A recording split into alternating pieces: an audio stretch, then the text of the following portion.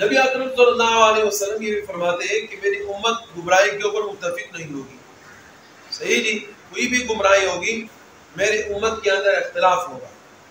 اور یہ اختلاف کا ہونا یہ کوئی بری بات نہیں ہے, یہ اچھی بات ہے. اس لیے کہ جناب ایک طرف گمراہی ہے, اب گمراہی کے اگر سارے کے سارے لوگ گمراہی کے اوپر متفق ہونا ہے تو پھر سارے لوگ اس کو قبول کریں گے نا. سارے لوگ کیا کریں گے؟ قبول کریں گے. سارے لوگ گمراہ ہو جائیں گے. تو اگر اچھے لوگ اس برائی کی مخالفت کریں گے تو ایسی صورت کے اندر لوگ صحیح اور غلط کے درمیان تمیز کر سکیں گے, تو صحیح لوگوں کا ساتھ دیں گے اور برائی سے اپنے آپ کو بچائیں گے. باب ما یکون من الفتن. وبه قال حدثنا محمد بن عبد الله بن نمير وعلي بن محمد قال حدثنا ابو معاويه عن الاعمش عن نجار الانصاري عن عبد الله بن شداد بن الهادي عن معاذ بن جبل رضي الله تعالى عنه قال صلى رسول الله صلى الله عليه وسلم يوما صلاة. نبی اکرم صلی اللہ علیہ وسلم نے ایک دن نماز پڑھ لی. فاطال فيها, وہ نماز نبی علیہ السلام نے لمبی کر دی. فلما انصرف, جب نبی اکرم صلی اللہ علیہ وسلم نماز سے فارغ ہو گئے, قلنا, تو ہم نے کہا, او قالوا, یا کہتے ہیں کہ جناب کسی اور صحابہ کرام نے کہا, یا رسول اللہ, اللہ کے رسول, اطلت اليوم الصلاۃ, آج کے دن آپ نے نماز کو لمبی کر دی. قال, نبی علیہ السلام نے فرمایا, انی صلیت الصلاۃ رغبا ورہبا, میں نے آج کے دن جو نماز پڑھی وہ نماز رغبت اور رہبت والی ہے, یعنی شوق اور خوف والی نماز ہے. اس کی معنی ہے خوف اور شوق والی نماز میں نے پڑھی. کوئی بھی آدمی جب عبادت کرتا ہے تو اس کی عبادت کے اندر شوق اور خوف کا ہونا ضروری ہے. سمجھ میں آ رہے؟ تو رغبتاً کا معنی شوق, شوق کا مطلب کیا ہے؟ تمام. میں نے نماز پڑھی کہ میری نماز کو اللہ رب العزت قبول کریں گے. میں اس نماز کے اندر جو دعا کر رہا ہوں میری یہ دعائیں اللہ رب العزت قبول کریں گے, اس کو کہتے ہیں رغبہ. اور رغبتاً خوف اس بات کا ہے کہ ایسا نہ ہو کہ اللہ رب العزت میرے دعاؤں کو قبول نہ کرے. بات سمجھ آ گئی؟ تو انسان جو مسلمان سمجھا جاتا ہے, مسلمان جو زندگی گزارتا ہے, اس کی زندگی رغبت اور رہبت کے درمیان گزرتی ہے. بات سمجھ میں آ گئی؟ مسلمان کی زندگی کیسی گزرتی ہے؟ رغبت اور رہبت کے ساتھ گزرتی ہے. ایسا نہیں ہوتا مسلمان کہ جناب کوئی بھی کام کرے اور وہ یہ کہے, اس کے اوپر حتمی فیصلہ کرے کہ جناب یہ کیا ہوگا, بس یہ ہو گیا جناب. نہیں, بلکہ اس کو ایسی زندگی گزارنی چاہیے, چاہے نماز کے ساتھ تعلق ہے, چاہے روزے کا ہے, چاہے باقی اچھے کاموں کا ہے, چاہے کسی بھی نیک کام کا ہے, تو اس کے اندر یہ دونوں چیزیں ہونی ضروری ہے. اور وہ یہ کہ جناب ایک تو یہ کہ اللہ رب العزت قبول کر لے, اور خوف اس بات کا ہونا چاہیے کہ ایسا نہ ہو کہ میں نے نیک عمل کیا, اللہ رب العزت نے قبول نہیں کیا. تو نبی اکرم صلی اللہ علیہ وسلم نے جو نماز پڑھی وہ نماز رغبت اور رہبت والی تھی. اس میں نبی علیہ السلام فرماتے ہیں, سألت اللہ عز وجل, میں نے اللہ رب العزت سے دعا فرمائی, امتی ثلاثہ, اپنی امت کے لیے 3 دعائیں فرمائی. فاعطانی اثنتین, اللہ رب العزت نے 2 دعائیں تو میری قبول کر دی. ورد علی واحدہ, اور ایک دعا اللہ رب العزت نے میری واپس لوٹا دی, یعنی وہ قبول نہیں کی. سألت اللہ یسلط علیہم عدوا من غیرہم, میں نے اللہ رب العزت سے یہ سوال کیا کہ میرے اللہ, لا یسلط علیہم عدوا من غیرہم, میری امت کے اوپر باہر سے کسی دشمن کو مسلط مت فرما. فاعطانیہ, اللہ رب العزت نے اس کو قبول فرما دیا. سمجھ میں آ رہا ہے؟ میری دعا قبول ہوگی. وسألت اللہ یہلکہم غرقا, اور دوسرا سوال میں نے کیا کہ اے میرے اللہ, میرے امت کو, میرے تمام امت کو غرق مت فرما, یعنی اس کو مت ڈبونا کہ ساری کی ساری امت کیا ہو جائے, ایک ساتھ غرق ہو جائے. فاعطانیہ, اللہ رب العزت نے میری دعا بھی قبول کر لی. وسألت اللہ جعل بأسهم بینہم, اور میں نے اللہ رب العزت سے جو تیسری دعا کی وہ یہ کہ میرے اللہ, میرے امت کے درمیان لڑائی نہ ہو. بأس بمانا حرب کے, سمجھ میں آ رہا ہے کہ میرے امت کے درمیان کیا نہ ہو, لڑائی نہ ہو. فردھا علیہ, اللہ رب العزت نے اس دعا کو قبول نہیں کیا اور یہ واپس ہو گئی. تو دیکھو نماز کی اصلیت کا پتہ چلا نا، رغبتاً و رہبتاً. تو دو دعائیں کون سی تھی؟ رغبت کی تھی، کہ ان کا امید ہوا نا کہ وہ قبول ہوگی. اور ایک دعا جس کا خوف تھا وہ کون سا تھا؟ کہ آپس کے اندر یہ لڑائی نہیں کریں گے، وہ رد ہو.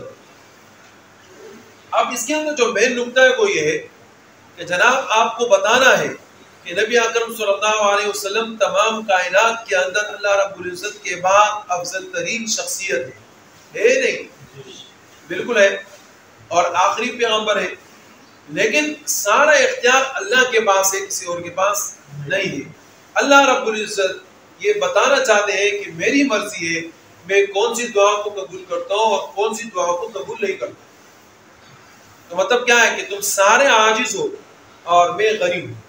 اسی نبی علیہ السلام نے ایک موقع پر جب حضرت فاطمہ الزہرا کو رخصت فرمایا تو اسی وقت فرمایا ان اللہ غنی ونحن فقراء، اللہ پاک غنی ہے اور ہم فقراء ہیں.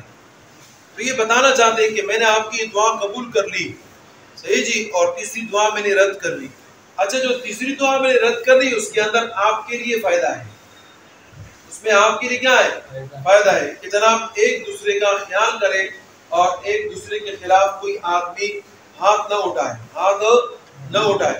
وبه قال حدثنا هشام بن عمار قال حدثنا محمد بن شعيب بن شعبو قال حدثنا سعيد بن بشير عن قتادة رضي الله تعالى عنه حدثهم عن ابي قلابة الجرمي عبد الله بن زيد عن ابي اسماء الرحبي عن ثوبان مولى رسول الله صلى الله عليه وسلم ان رسول الله صلى الله عليه وسلم قال، نبی اکرم صلی اللہ علیہ وسلم نے ارشاد فرمایا زویت لی الارض حتی رأیت مشارقها و مغاربها، میرے لیے زمین کو سمیٹ دیا گیا، میرے لیے زمین کو، یہاں تک کہ جناب میں نے زمین کے مشرق کو بھی دیکھا، میں نے زمین کے مغرب کو بھی دیکھا. وَأُعْطِيتُ الْكَنْزَيْنِ، اور مجھے دو خزانے دیے گئے، الاسفر او الاحمر. نبی اکرم صلی اللہ علیہ وسلم نے اسفر کا لفظ استعمال کیا یا احمر کا؟ صحیح جی، دونوں سے مراد سونا ہے، یعنی زرد یا سرخ، دونوں سے مراد کیا ہے؟ سونا. والابیض، اور جناب سفید خزانہ بھی دیا، یعنی الذهب والفضہ، سونا اور چاندی. وقیل علی، اور مجھ کو یہ کہا گیا ان ملک کا الی حیث زوی لک، آپ کی بادشاہت وہاں تک کہ جہاں تک آپ کے لیے اس زمین کو سمیٹ دیا گیا. وَإِنِّي سَأَلْتُ اللَّهَ عَزَّ وَجَلَّ ثَلَاثًا، میں نے اللہ رب العزت سے 3 دعائیں کی. اللہ یسلط علی امتی جوعا فیہلکہم بی عامہ، اے میرے اللہ میرے تمام کے تمام امت کے اوپر یکدم قحط کو نہ نازل فرما کہ جس کی وجہ سے سارے لوگ ہلاک ہو جائے. وَإِلَّا يَلْبِسَهُمْ شِيَعًا وَيُذِيقَ بَعْضَهُمْ بَأْسَ بَعْضٍ، اور میرے امت کے اندر ایسے گروہ، ایسے جماعت نہ بنا کہ جو آپس میں ایک دوسرے کو ختم کر دے. وَإِنَّهُ قِيلَ لِي، مجھے اللہ رب العزت کی طرف سے کہا گیا اِذَا قَضَيْتُ قَضَاءً فَلَا مَرَدَّ لَهُ، کہ جب میں کوئی فیصلہ کرتا ہوں تو اس فیصلے کو کوئی رد کرنے والا نہیں ہوتا، اور میں نے یہ فیصلہ کیا ہے کہ اس طرح ہوگا. وَإِنِّي لَنْ أُسَلِّطُ عَلَىٰ أُمَّتِكَ جُوعًا فَيُهْلِكَهُمْ فِيهِ، اللہ رب العزت نے فرمایا کہ میں آپ کی امت کے اوپر یہ احسان کروں گا کہ تمام امت کے اوپر قحط کو نہیں اتاروں گا جس کی وجہ سے وہ لوگ اس کی قحط کی وجہ سے ہلاک ہو جائے. وَلَنْ أَجْمَعَ عَلَيْهِمْ مِنْ بَيْنِ أَقْطَارِهَا، اور میں دنیا بھر سے کسی بھی انسان کو آپ کی امت کے خلاف اکٹھا نہیں کروں گا. حتی یفتی بعضهم بعضا، یہاں تک کہ حتی یفتی بعضهم بعضا، یہاں تک کہ جناب یہ لوگ ایک دوسرے کو فنا نہ کرے یا ایک دوسرے کے ساتھ لڑائی نہ کرے. وَيَقْتُلَ بَعْضُهُمْ بَعْضًا، اور ایک دوسرے کو قتل نہ کرے. وَإِذَا وُزِعَ السَّيْفُ فِي أُمَّتِي فَلَا يُرْفَعْ عَنْهُمْ إِلَى يَوْمِ الْقِيَامَةِ. اس کے بعد نبی علیہ السلام نے فرمایا کہ آپ کی امت کے اندر اگر تلوار اٹھ جائے تو پھر قیامت تک وہ تلوار ختم نہیں ہوگی، یعنی وہ لڑائی ختم نہیں ہوگی. اگر ایک مرتبہ لڑائی چھڑ گئی تو پھر قیامت تک وہ لڑائی چڑھتی رہے گی. وَإِنَّ مِمَّا أَتَخَوَّفُ عَلَىٰ أُمَّتِي أَئِمَّةً مُضِلِّينَ، اور مجھے خوف ہے اپنی امت کے گمراہ لیڈروں کے اوپر، مجھے خوف ہے اپنی امت کے گمراہ لیڈروں کے اوپر، میرے کو خوف ہے.